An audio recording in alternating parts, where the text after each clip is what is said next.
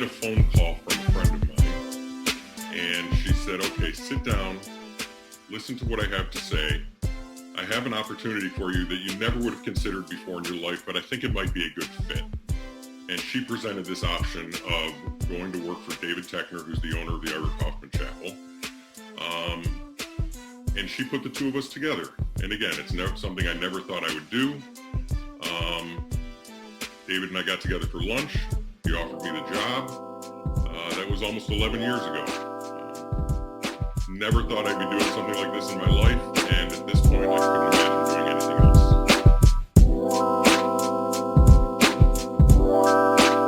Welcome to Waking Up to Life with Rabbi Josh, a podcast built around conversations with people in our community who have found enlightenment in their lives.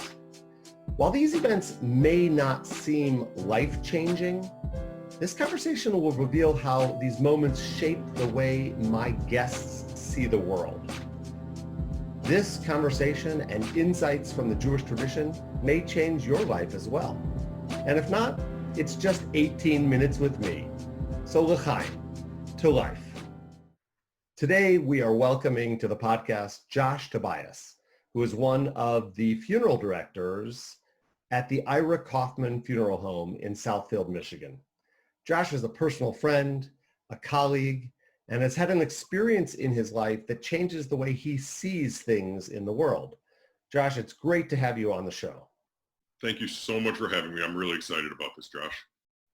So despite the fact that we share a first name, our stories in life are very, very different. You grew up here in Michigan. You were active in the Jewish community. Your father was the president of Temple Israel, but you really didn't find your way into the communal Jewish world professionally until later in your career. I know that story has had a very profound impact on you, so I'd love it if you'd share with our guests the story of how you found your way to your current job. Absolutely. So I've been with the Ira Kaufman Chapel for almost 11 years. Prior to that, I was working in the mortgage business, working at a bank writing loans for about 7 or 8 years before that, and a different hodgepodge of jobs since I graduated from college. Never really finding something that was the right fit for me. About 13 years ago, as I'm sure you're aware, with the housing market falling apart and the mortgage business falling apart, I started looking to make a change.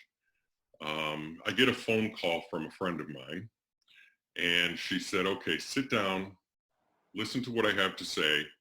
I have an opportunity for you that you never would have considered before in your life, but I think it might be a good fit. And she presented this option of going to work for David Techner, who's the owner of the Ira Kaufman Chapel. And she put the two of us together. And again, it's something I never thought I would do. David and I got together for lunch. He offered me the job. That was almost 11 years ago. Never thought I'd be doing something like this in my life. And at this point, I couldn't imagine doing anything else. So you mentioned to me when we were talking earlier about the subject that you had many, many jobs, but now you have found a career. What does that mean? What does it mean that you've actually discovered your true career? So after I graduated from college, I probably had 10 to 12 different jobs. They were sales jobs. They were jobs that I was looking for to help support my family, get me from one month to the next, and trying to find something that I was really passionate about. And I never really found it. And again, this isn't something that I was looking for. But until I came to Ira Kaufman, I never had a job that I thought was going to be my life's work, so to speak. And I think I finally found that. And I know that. What is it about the job as a funeral director that has brought you so much meaning? I get a lot of people asking me that question in the same way that they ask me, how do you do that work when you're dealing with death every day? And the fact is that what I love about what I do is the connections that I make with people that I'm helping. I don't look at my job as working with death every day. I'm working with families and guiding families through a really horrible time in their lives. And I try to explain to people that I could meet a new family on a Monday morning that I've never met before. 2 days later, I walk into the Shiva house after the funeral, and I walk in and feel like I'm a part of the family. It's hard to put a price on something like that, and that's really the reward that I find every day in my job. So part of what you're saying, I think, is that death, although very sad and sometimes tragic in moments that you've experienced, the process of death and dying doesn't have to be a negative moment in people's lives. In fact, part of your job is to create some sense of hope, forward thinking, and positivity out of a very negative experience, correct? That's exactly right. I don't think that my job is to try to make things better for a family, but my goal is to try to make the process easier for them. So I have a question about this. You know, it is strange to have somebody who had no experience in the world of death and dying, who was in sales and mortgages, to go into the business of a funeral home. Was it a strange transition at first, or did you sort of find it almost immediately to fulfill something that was missing in your life? That's actually the incredible part of it. It never felt strange. It never felt uncomfortable. It felt right from the very beginning. So part of what I think is the lesson to be learned here is that being not fulfilled in a job, even if you're making money, it's okay to sort of let go of that and pursue new experiences, because somewhere out there, there is for every person, certainly for you, a job that matches not only your skill set, but your sense of meaning in the world. And never letting go of keeping an eye out for those opportunities. If I wasn't open to doing something like this, I would probably still be working in the mortgage business, because I thought that's really where my path was going to be, and I was just trying to find the right landing place for a long-term job. But I opened up myself to something new, and this is what happened because of that. I really love that message that it may be scary, you may feel stuck at times, but as you just said, opening up yourself to something new allowed this experience to come into your life, and the result has been magnificent. But I'm wondering, does it also affect the way you are with your family, as a father, as a husband? Has this changed those relationships because of what you've discovered? Everything has changed with my relationship with my wife and with my kids because of my job. It's given me a different perspective on life in general, but more specifically, my wife is a social worker who specializes in gerontology and bereavement. And so she has been a great resource for me, and we've been able to connect on a different level, being able to share experiences and share stories and really kind of bounce things off of each other and be there for each other in a different way than we were ever able to before. That's an amazing thing. And I'm assuming you have two children, Katie and Charlie. Has this lesson of life been something you have been able, either explicitly or implicitly, transfer to them? Definitely. Well, first of all, my daughter, who's now 21, several years ago actually came to work for us at the chapel for a while, which was also a great experience that I never would have had before. But just naturally bringing home from work what I bring home every day has given them a different perspective on life, and a different appreciation for what we have, and kind of the mentality of don't sweat the little things. Yeah, I think that's really important. My kids too, obviously, as a rabbi, they live with death in a different way from so many other people. They see you and I interacting in the face of those challenging moments. And on the one hand, it's desensitized them, but on the other hand, it has allowed them to recognize that this is just part of who we are as people. And for you, this was a lesson maybe that was learned, sadly, 26 or 27 years ago when your father died. Have you ever rethought about that in the context of what you're doing now and have new insight about his death at a young age? Only about once a week. Honestly, I think about it a lot. I've gone back and thought about what I went through when we were planning his funeral, really having no idea what that meant. I mean, everybody was in a fog at that point. But looking back on it now from this perspective, it's changed everything. Obviously, I've had a lot of experience taking care of families that have had people that have died tragically and too young. So yeah, it's changed my perspective on everything, and I've looked back quite a bit on it.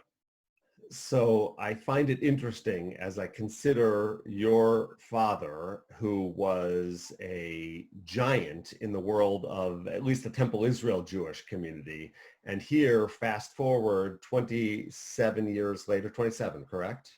27 years. 27 years later, and you are now, I won't say a giant in the Jewish community, but you are certainly a powerful force in the Jewish community. Do you think that his lesson in life has been transferred to you unintentionally? I think there's a part of that, and I do think about this a lot as I talk to different people in the community who obviously knew my dad very well.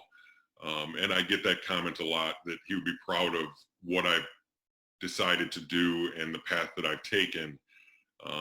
So yeah, I think about him a lot when I look at where the direction my life is going and what I've been able to do within the Jewish community. Yeah, I hear and see in your face as you talk about that, even so many years ago, it still has a resounding impact in the person that you are. And I'm certain for your kids and in your relationships around the community. So as you consider this enlightenment that you had in your life, changing careers, coming into this new place where you're helping people, is there one resounding lesson that you have as a takeaway for what you've learned through that process?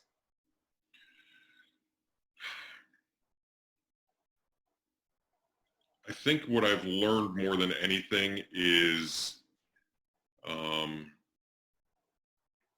it's a great question. I think I've learned more than anything to be open to new possibilities, to new ideas. I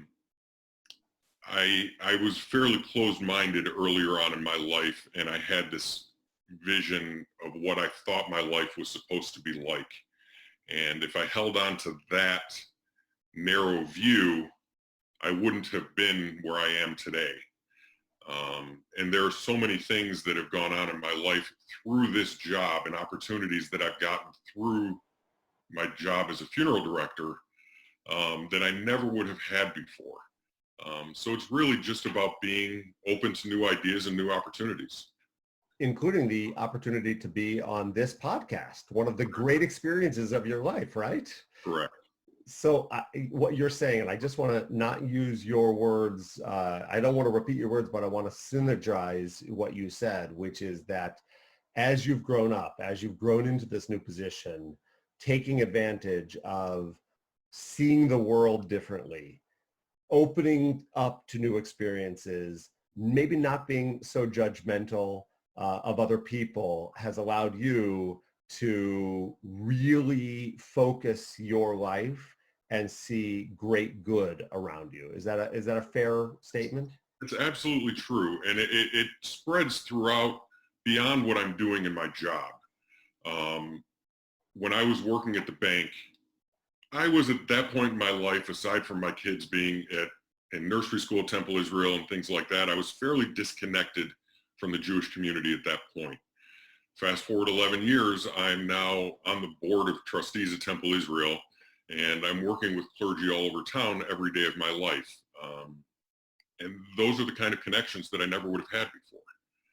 And you've gotten involved in other Jewish organizations around town, including JARC, where you are serving as a board member. And there is so much that has happened, maybe as a result of that opening up into the world. And I think that's the lesson that I'm taking away from your story today, is that these moments appear, but they only work if we allow them into our lives. And I think that being open, being comfortable with change is something that's fear producing, but you have overcome it in a way that is really beautiful. Well, thank you. And you nailed it. That's exactly how I feel right now. Well, I'm thrilled not only to have heard the story today, but really to call you not only a colleague, but a friend of mine. It's been exciting for me over the course of our career together to really be partners in this world of our Jewish community. I'm really thrilled with that. And unfortunately, we're coming close to the end of the podcast, but I always end this with a question that I haven't shared with you ahead of time. Don't worry, it's not so scary.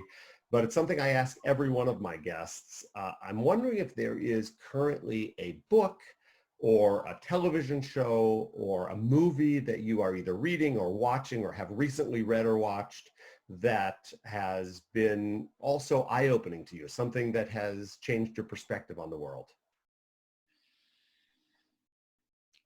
I'm about halfway through a book right now that a cousin of mine actually recommended that I read. The book is called How to Be an Anti-Racist. And obviously very poignant and timely right now.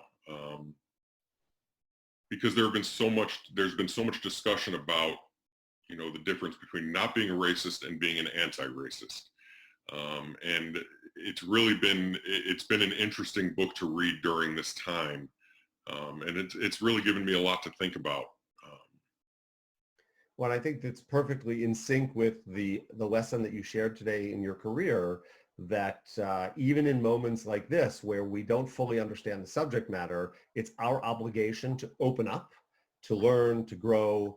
I'm actually also reading a book around the issue of racism called White Fragility, looking at how I can serve in this world to be a better advocate for those people who need us. And that certainly is the power of this moment in time. Yes. Josh, it's been really great to have you on the show. It's been really great to have you as my friend. I'm so thankful for your time today. Thank you so much for having me. This was a lot of fun. So for all of you who joined us today for this podcast, we welcome Josh Tobias, one of the funeral directors at the Ira Kaufman Funeral Chapel in Southfield, Michigan. We heard his story about a life change in his career and lessons learned. And I hope that you enjoyed today's podcast and that you will join us for future shows where you will wake up to life with Rabbi Josh. So I look forward to seeing you soon. Until then, l'chaim.